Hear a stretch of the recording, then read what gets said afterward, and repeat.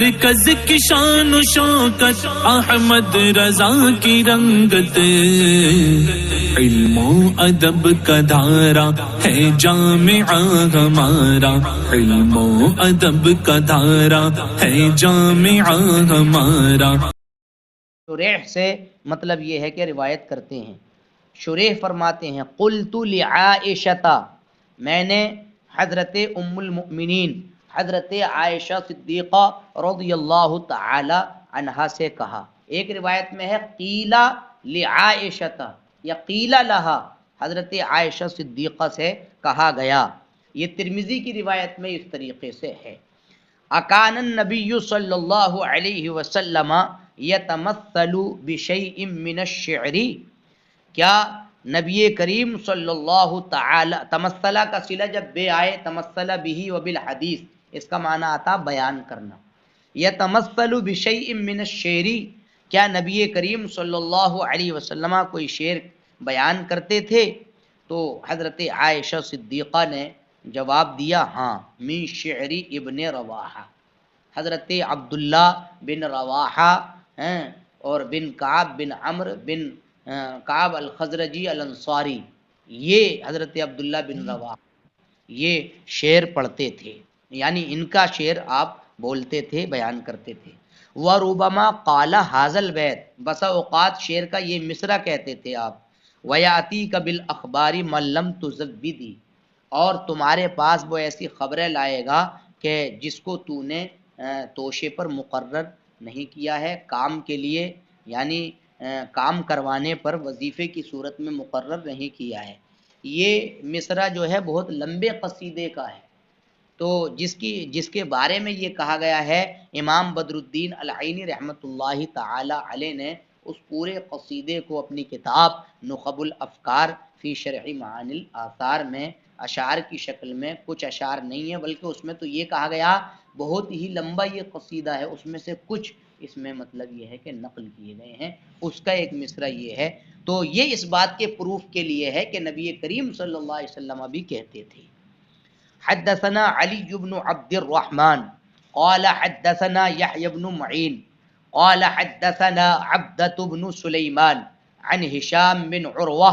عن أبيه عن عائشة قالت، حضرت عائشہ صدیقہ رضی اللہ تعالی عنہا سے مطلب یہ ہے کہ یہ روایت ہے، کیا ہے؟ استأذن حسان النبی صلی اللہ علیہ وسلم فی ہجاء المشرکین، کہ حضرت حسان بن ثابت نے نبی کریم صلی اللہ تعالی علیہ وآلہ وسلم سے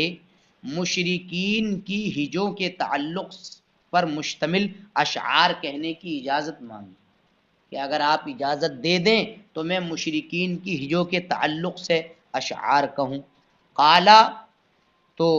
فرمایا فکیف بنسبی فیہم، تو ان میں میرا نسب کے بارے میں کیا کرو گے، کیوں کر ہوگا، یعنی فکیف تنسبنی فیہم، میرا نسب بھی تو کہیں نہ کہیں ملے گا جا کر کے، وہاں کیا کرو گے؟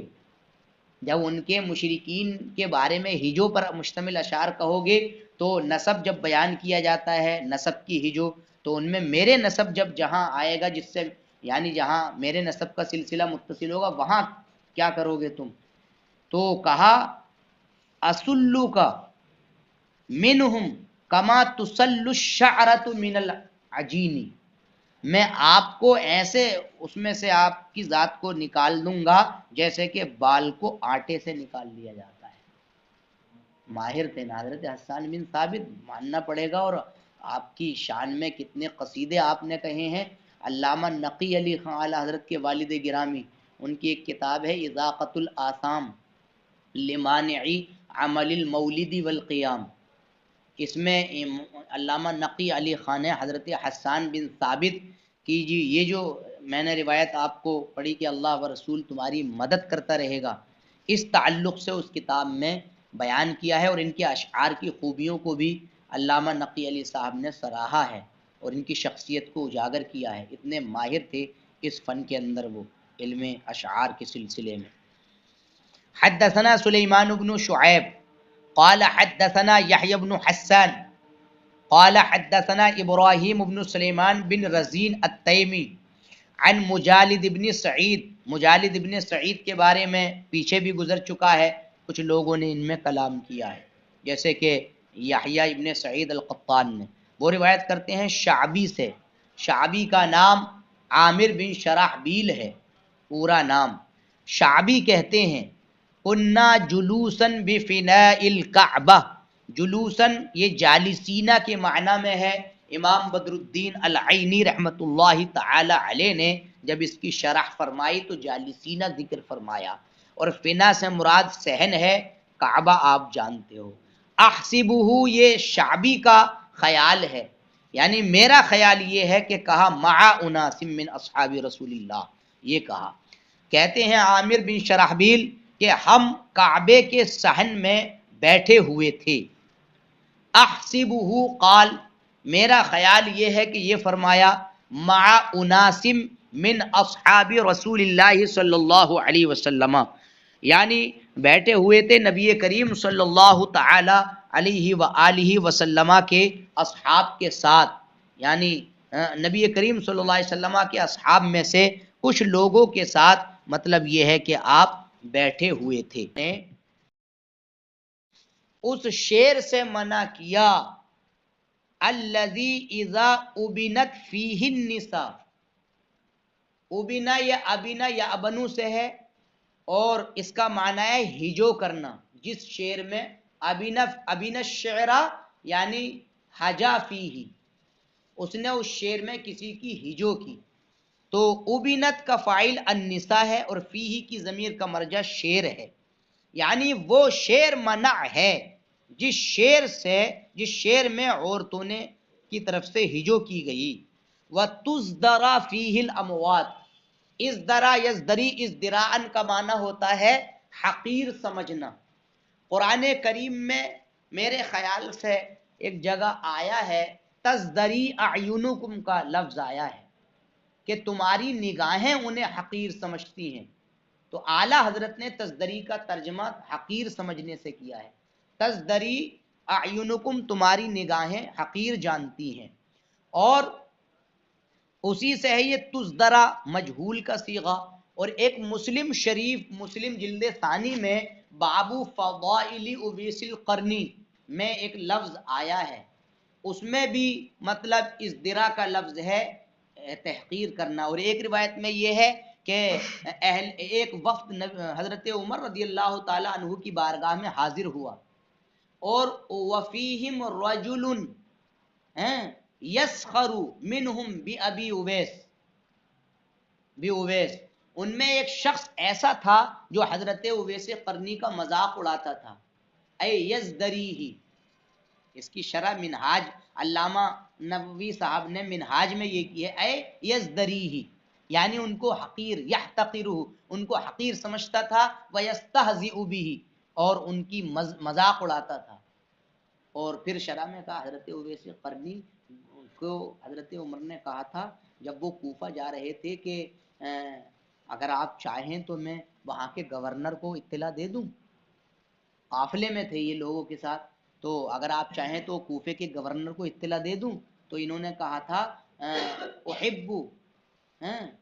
کون غبراء الناس، کون من غبراء الناس احب الیہ، یعنی حقیر اور کمزور اور یعنی چھوٹے لوگوں میں سے ہونا مجھے زیادہ محبوب ہے، تو علامہ نووی نے یہ کہا ہے کہ ھذا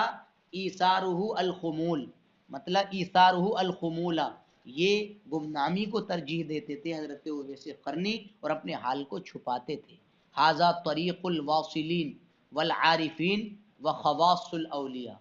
یہ خاص اولیاء کا یہی طریقہ رہا ہے کہ وہ گمنامی کو ترجیح دیتے تھے، اور مطلب یہ ہے کہ من ضعفاء الناس وسعالکیہم واخلاقہم، کمزور لوگوں کے ساتھ رہنا زیادہ ان کو اچھا لگتا تھا، ورنہ وہاں گورنر کو اگر پتہ دے دیا جاتا تو وہ سارے انتظام کر دیتا، حضرت عمر نے کہا تھا میرے لیے دعا کر دو، حضرت علی بھی گئے تھے، بابو فضائل اویس القرنی نبی کریم صلی اللہ علیہ وسلم نے فرمایا تھا،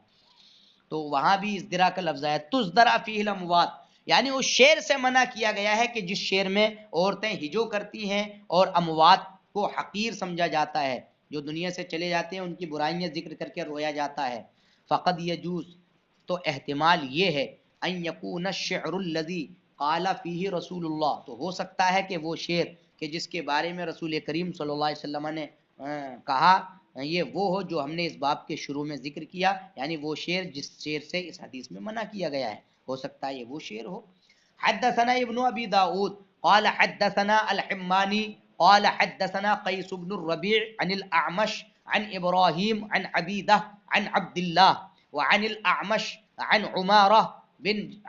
عن عبد الرحمن بن یزید عن عبد اللہ قال، فرماتے ہیں قال رسول اللہ صلی اللہ علیہ وسلم ان من الشعر حکمہ، ایک روایت آئی تھی من الشعر حکمتن، اس کی 3 توجیہ علامہ بدر الدین العینی رحمۃ اللہ تعالی علیہ نے فرمائی ہے۔ ایک تو یہ کہ کچھ اشعار یعنی کوئی شعر پند اور نصائح پر مشتمل ہوتا ہے، نصیحتوں پر اور انسان کے حق میں بہتر ہوتا ہے۔ ایک معنی یہ ہے کہ کچھ شعر ایسے ہوتے ہیں کہ اس میں مختلف قسم کے علوم و فنون جمع ہوتے ہیں، اور پڑھنے والا یا سننے والا جب اس میں تفکر کرتا ہے تو ہو سکتا ہے کہ اس کو بھی وہ علوم و فنون مطلب یہ ہے کہ حاصل ہو جائیں۔ تو یہ 2 معنی میرے ذہن میں ابھی رہے، اور تیسرا معنی نسیتو، میں اس کو بھول رہا ہوں اور پتہ نہیں کیا ہے، فی الحال ذہن میں نہیں ہے۔ یہ 2 معنی اس میں میں نے بیان کیے، لیکن 3 معنی کو بیان کیا گیا ہے۔ حدثنا یونس قال حدثنا ابن وهب قال اخبرني يونس عن ابن شهاب عن ابي بكر بن عبد الرحمن عن مروان عن عبد الرحمن بن اسود بن عبد يغوث عن ابي بن كعب ان رسول الله صلی اللہ علیہ وسلم قال ان من الشعر حکمہ۔ بس یہیں تک